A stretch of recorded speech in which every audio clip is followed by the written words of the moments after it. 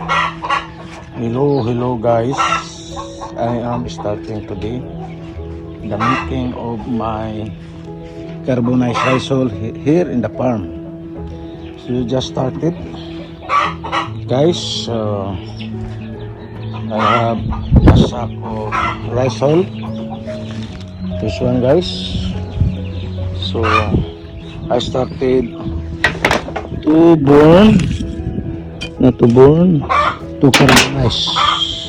So we have this is an initial stage of my making of the sandwich.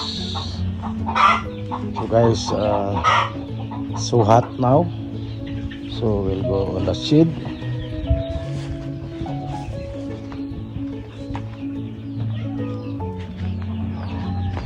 I am here on the stage, guys. So that is the way I'm making now the CRH. So still I did not clean that area, guys. I just actually I just covered with galvanized iron.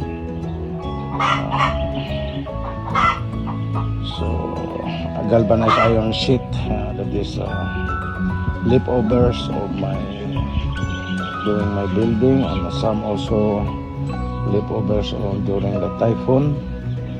So I use that to put a flooring on the ground. Then I put this. That is my the one I CRH machine equipment. So I make that equipment. It's very heavy duty. Once it started to, guys, the rice hull will be starting to burn. We will control the burning, that it will not turn to ash, only to make that rice hull to be carbonized. So that is the stage. Once we lift it and will not control it, it will turn to ashes. From carbonized, it will go to ashes. So we don't want the ashes, guys. So what's the use? What's the use, guys, on this CRH? So this is my soil conditioner, guys. A lot of explanation about CRH. It's carbonized rice hull.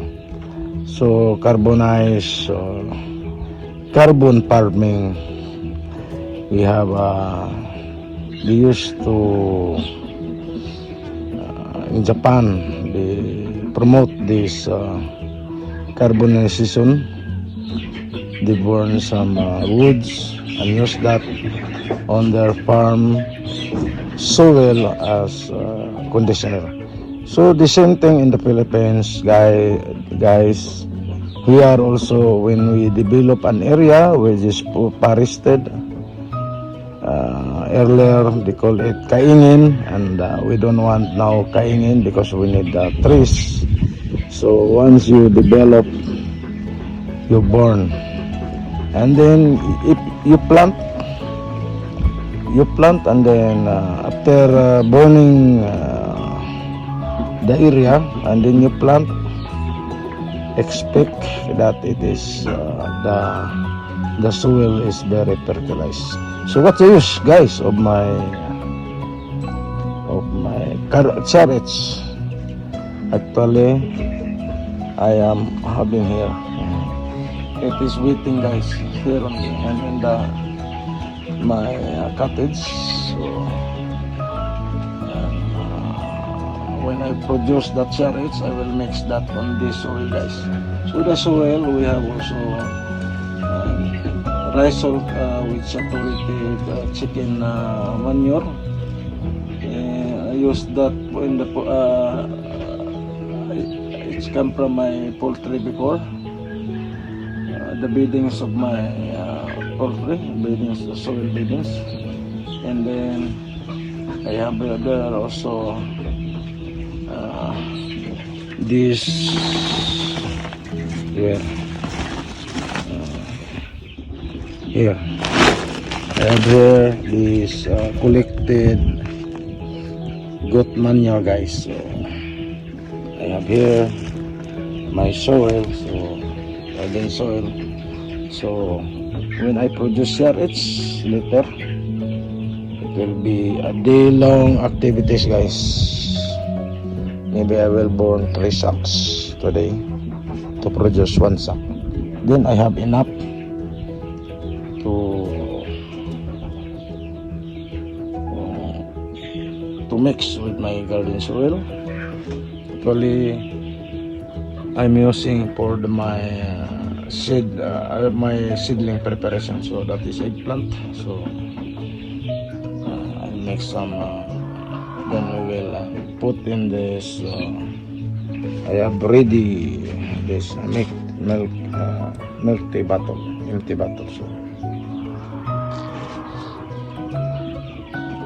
So this is the way I'm doing it now. So I'm watching, guys, because I want to put the smokestack. The smokestack is there. So it's still early stage. So I put the smokestack on that. Then my equipment of this the smokestack will control the fire. So we need only inside this charcoal materials inside. So we will not allow this burning as you see it. For the initial stage, we have to do it, guys. So I will install my smokestack now. We'll see if enough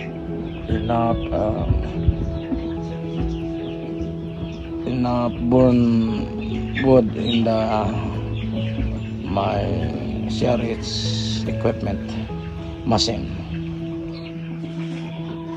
Guys, I've seen that there are already started to carbonize, guys, the side of this equipment.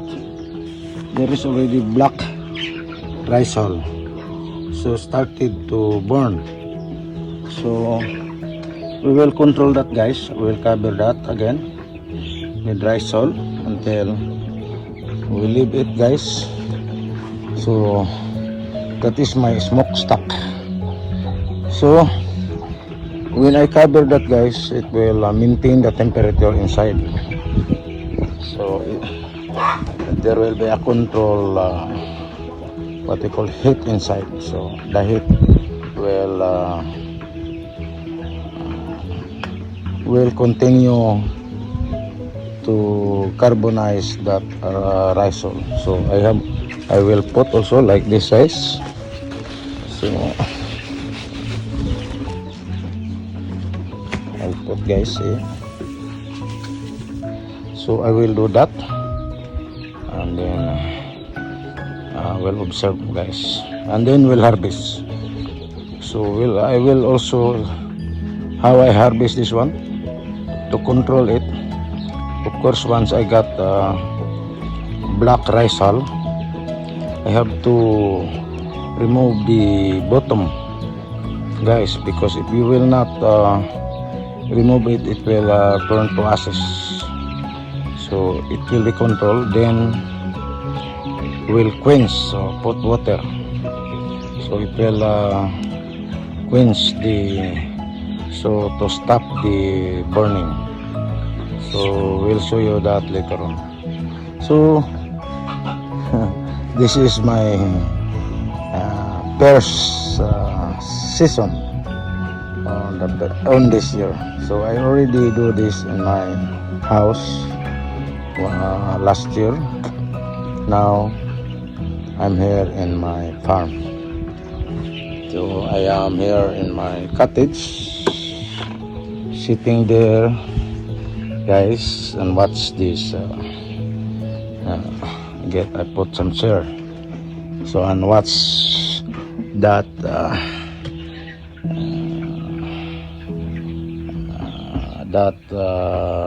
process, the making of the CRH. So it's hot now, guys. So I'm here. My mango here. My cottage. So this is a must, guys. If you want to lower the cost of your gardening, if you can do mass production of the share, it's better. But this is only, guys, because I have to watch that one. So the whole day until evening, maybe I can produce one sack of this. That is a way of. So one sack or 2 sacks, that's good. And then I will show you also, guys, the place where I've got the trisal. Now I'm glad our barangay here have this own rice mill owned by the local barangay. So government is giving us this equipment, rice mill. So the byproduct of the rice milling is that rice hull. Rice is a wish. So I'm free to pick whatever there, because I think I'm the only one in this barangay who's making so far this CRH. They also do some gardening, but me is different. So I'm making this soil conditioner, all my plants like that, guys. I will show you. Like that, guys, I will mix with CRH. I have there already my seedlings also. So all this method of doing the seedling, I put some CRH on the soil. So they say that it is also, of course, this is rich in potassium, guys. This carbonized rice oil. Potassium we need in our soil. It will help, guys, your soil to be enriched. So I'll show you when I'll go there on my rice mill. I'll show you how big my quarry on this this rice oil, and I am free. I'm not buying it. I can pick as much I can pick on that area. I already asked my barangay captain to take it, and then they are happy. Instead of they will try to burn it. So yesterday I picked 7 sacks. I put in my pickup, so I did not able to bring this mobile, guys. But after this, maybe next week I will. Today, or tomorrow, I'll take some again. I'll take again this rice oil. I will stock here. Better to stock, because I need volume of this CRH on my gardening activities. Guys, we already produce the CRH. So this CRH, guys, I have here a container, aluminum container. So we will harvest this, guys, so that this will not continue to burn.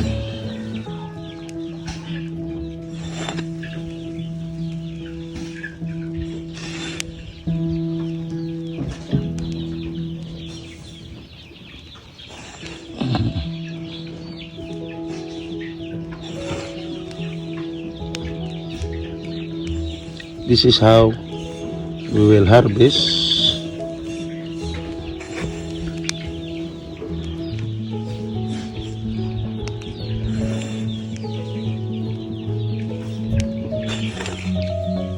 Better get the bottom side. This one we will quench that later on with water. We'll pour a water to quench this, to stop the burning, guys. So then we'll continue this process, guys.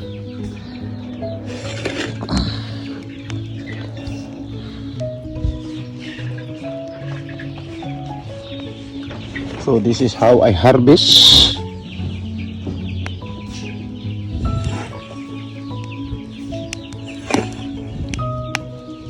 See, some become ashes now. So if we will not harvest, this will turn to ashes.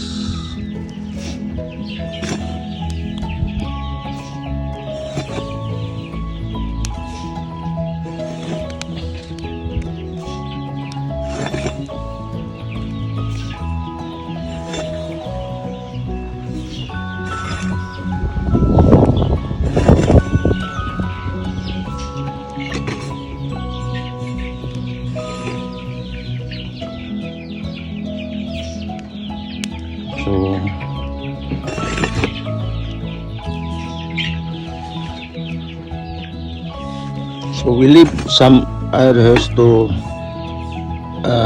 keep this. We'll keep this one little. See.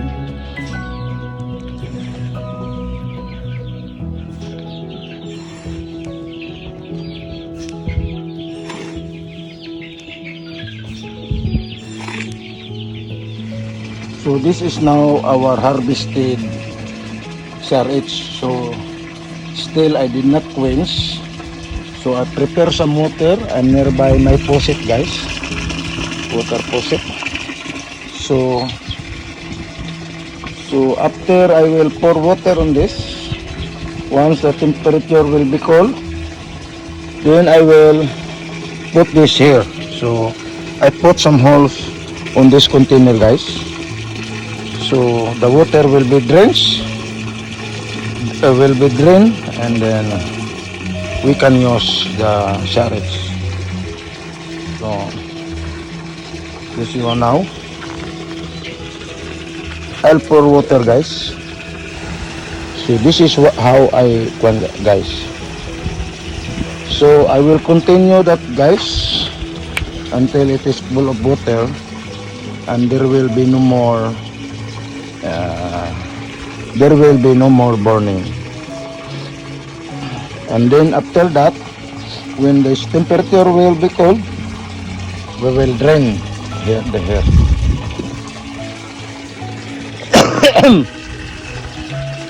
Amo ni ang operator. Mo ni among salamat sa season local government nga naghatag ni among rice mill. Ay, ini nakatabang ni sa atong barangay ni. Kaysa hasol, daghang mo yung mga basakan dahil sa atbang, no? Dayo kay atong pagalingan lain. Oo, so una. Pwede ko na kitabang. Dako ni tabang. Ako sa una ka mapuno diri sa kuan alang-alang. Dagan ka dito puno sab. Asa na magpaingon? Ari na po ka sa mainit. Tuhan mo ka ba? Dili kay duro kayo. Dili kita unay ta. Ang mga tao dili na mag sayo og paingog galingan. Gwapo sa ni nga ano. Umni 100,000, no? Pila ning ano ni galinganan ni.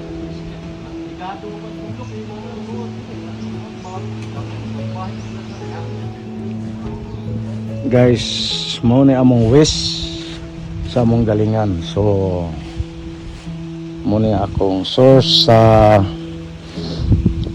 karon. Nanguha ko karon og mga upa, guys. So napay duha ka sako akong isak. So west kini siya, guys. Then kini karon ila nang sunog, so sayang anak ko kani wa masunog ako pangahon hinahinay ra guys. So mo ni among building, this is owned by our local barangay. So salamat po sa project sa among local government diri sa season nga diri na unay kay daghang kay nagbasakan ng akong area guys. So basakan area ako lang wa magbasak. So mao ni akong source guys oh. Kana unta guys og makontrol nimo nang itom. Ma-turn to assist yun na sa magsige na siya kwan. So maapog sa maapog. So di na nato magamit sa kwan kay acidic na nasa. Turn to acidic. So di na nato na kuan sa atong soil. But kana siya makadugay na po ni siya diri sige ulan. Mo turn to kanat siya. Magamit to. Neutralize siya. So mao na guys. Ang akong source sa akong rice hall diri sa barangay Tagbayani, Season, Sulugan. Guys, about what I produced yesterday up to 7 o'clock in the evening, I stopped my regeneration of this is the product now my guys. So this is the carbonized rice oil. So I have to control guys. So this is good for our soil mixing. So it was burning, then I put there on that basin. This is made of stainless. Then I pour water. After that one, I pour it here, then to drain the water guys. So this one now I will also suck this one. I'll put on the sack, so it will be my stock of my CRH carbonized rice oil. So maybe I have another improvement on this, so we can generate more.